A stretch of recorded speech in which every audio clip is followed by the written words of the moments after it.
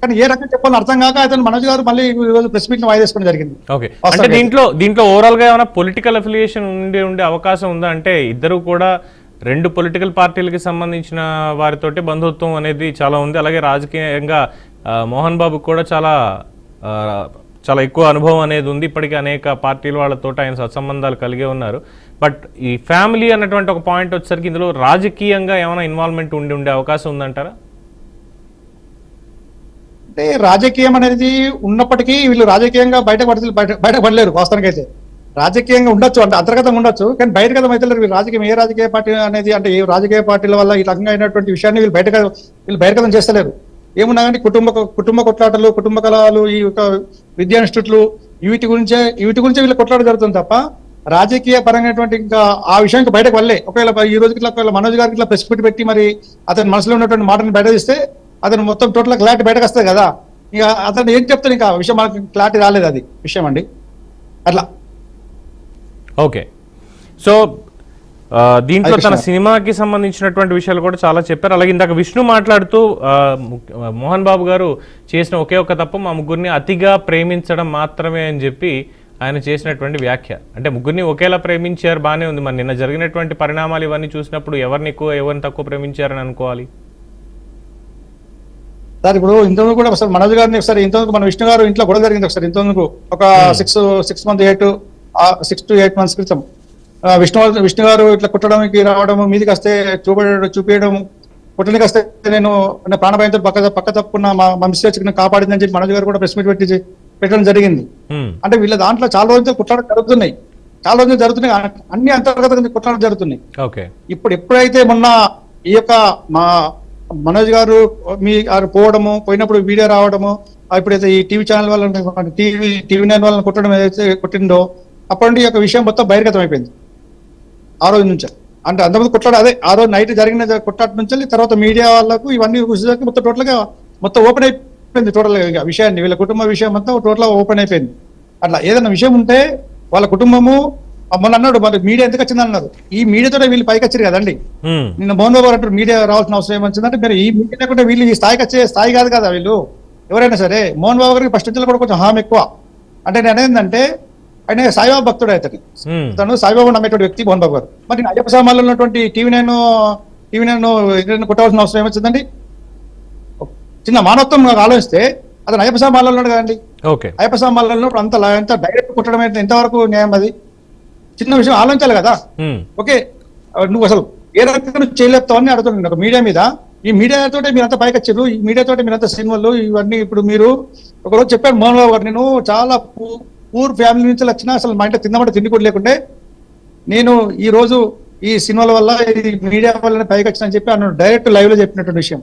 మరి ఇవాళ నువ్వు అదే మీడియా మీద నువ్వు చేయలేకపోయినావు అంటే నీకు సంస్కారం ఎటుపోయిందని అడుగుతున్నాం. ఎందుకంటే ఎప్పుడైనా సరే ఇప్పుడు మనిషి ఎంత ఎదిగినా సరే ఒదిగి ఉండవలసిన బాధ్యత ఒక మానవత్వం కలిగినటువంటి మనిషిని ఉంటుంది. అందరూ ఎదుగుతారు సమాజంలో. ఒకళ్ళు హీరో పరంగా ఎదగచ్చు, ఇంకో రాజకీయ పరంగా ఎదగచ్చు, ఒకళ్ళు ఇంకా విద్యావేత్త పరంగా ఎదగచ్చు, ఏదో ఒక రంగా ఒక పారిశ్రామిక రంగంగా ఎదగచ్చు. ఎంత ఎదిగినా కానీ మనిషి ఒదిగే ఉండాలి. ఈ రోజు నువ్వు లైవ్ లో అంత ఘోరంగా కొట్టినావంటే అది ఎంతవరకు సమంజసమండి? అవునా కాదా? చేయలేకపోయిన అవసరం ఏమొచ్చిందని చెప్పి మేము అడుగుతున్నాం. ఇన్ఫాక్ట్ నిన్న దాడి జరిగిన దగ్గర నుంచి మేము కూడా ప్రశ్నిస్తూనే ఉన్నాం. ప్రశ్నించినటువంటి దాని ఫలితంగానే ఈ రోజు పోలీసులు కేసు నమోదు చేయడం జరిగింది. తర్వాత వారు కోర్టుకు వెళ్లారు, కోర్టు రిలాక్సేషన్ ఇచ్చింది. రేపు 24 వరకు కూడా అరెస్ట్ చేయొద్దు అని చెప్పి సమాచారం ఇచ్చింది. అలాగే ముఖ్యంగా ఈ సీసీటీవీ ఫుటేజ్ ఎవరైతే అక్కడ మిస్ చేశారో దానికి సంబంధించినటువంటి దాని మీద కూడా ఎఫ్ఐఆర్ నమోదైంది. ఒకరిని అరెస్ట్ చేశారు, మిగతా వాళ్ళని గాలిస్తున్నారని కూడా తెలిసింది.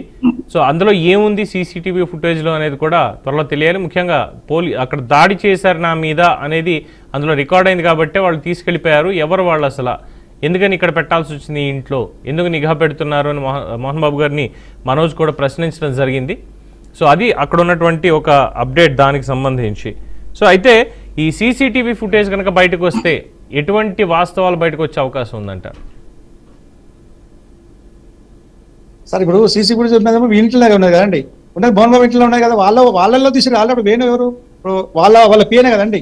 సీసీ ఫుటేజ్ లో ఎప్పుడైతే సీసీ ఫుటేజ్ మాయమైందో అప్పుడే వీళ్ళు చేసినటువంటి తప్పు జరిగింది అనేటువంటి విషయాన్ని వీళ్ళు ఒప్పున్నారు. మోహన్ బాబు గారు ఒప్పున్నారు, నా సరుపున తప్పు జరిగింది, అనేటువంటి ఒక విషయాన్ని ఒప్పుకున్నాడు. నువ్వు నిజాయితీ పరుడు అయితే, నువ్వు నీతివంతుడు అయితే ఆ సీసీ ఫుటేజ్ తీయాల్సిన అవసరం వచ్చింది. నీకు సీసీ ఫుటేజ్ తీయాల్సిన అవసరం వచ్చింది. సీసీ ఫుటేజ్ నువ్వు ఒక నిజాయితీవంతుడు అయితే సీసీ ఫుటేజ్ బయట పెట్టి నువ్వు క్లారిటీగా డైరెక్ట్ వచ్చి నువ్వు జరిగినటువంటి విషయాన్ని కోసం నువ్వు మాట్లాడు. కానీ ఉన్న సీసీ ఫుటేజ్ దాచిపెట్టినావంటే నీ దగ్గర దాపరికి ఉన్నట్టే కదండి ఈరోజు. సార్ వాస్తవం కదండి? అవునవును, అదే ఇప్పుడు ప్రధానంగా అందుకే అరెస్ట్ చేశారు. విచారణ చేయాలి పూర్తి స్థాయిలో, దీని నుంచి ఏముంది ఇందులో అనేది తీయాలని చెప్పి పోలీసులు కూడా చాలా వేగవంతంగా పనిచేస్తున్నారు. సార్ పోలీసు వాళ్ళు కూడా ఖచ్చితంగా దీని గురించి అంటే ఖచ్చితంగా నిఘా పెట్టి అది సీసీబుల్ ఎటుపోయినాయి, దీని ఇంకా ఎవరున్నారు, ఎందుకు గొడవ జరిగినప్పుడు ఎవరున్నారు, మోహన్ బాబు తరఫున ఇంకా చాలా మంది ఇంకా ఉన్నారు కొంతమంది, వాళ్ళంతా ఎవరున్నారు, ఇవన్నిటి మీద కూడా నిఘా పెట్టి అసలు ఈ మోహన్ బాబు గారికి 24 అంతవరకు టైం ఇవ్వాల్సిన అవసరం వచ్చిందంటే నాకు అర్థం కాదు. ఇవాళ మనోజ్ గారికి ₹1,00,000 మీద పూచికత్తి మీద విడుదల చేశారు.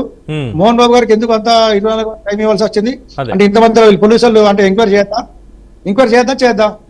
ఎంక్వైరీ చేస్తే విషయం బయటపడేది. అంటే ఇప్పుడు ఇన్ని రోజులలో అంటే ఏమైనా ఉంటే సుధారించుకో అని చెప్పి అనడానికే కదా.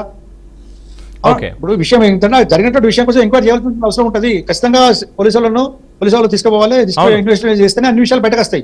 ఇప్పుడు ఇన్ని రోజుల వరకు టైం ఇచ్చారంటే దీని ఎందుకు ఎన్ని రోజులు టైం ఇవ్వాల్సిన అవసరం వచ్చిందని, అంటే హెల్త్ బాగాలేదు, కంటైనెంట్ హాస్పిటల్లో జాయిన్ అయ్యారు అన్నటువంటి గ్రౌండ్స్ మీద, ఎందుకంటే మెడికల్ గ్రౌండ్స్ మీద కొన్ని రిలాక్సేషన్స్ ఇచ్చేటువంటి అవకాశం ఉంది అనేది న్యాయస్థానంలో మనకు తెలిసిందే.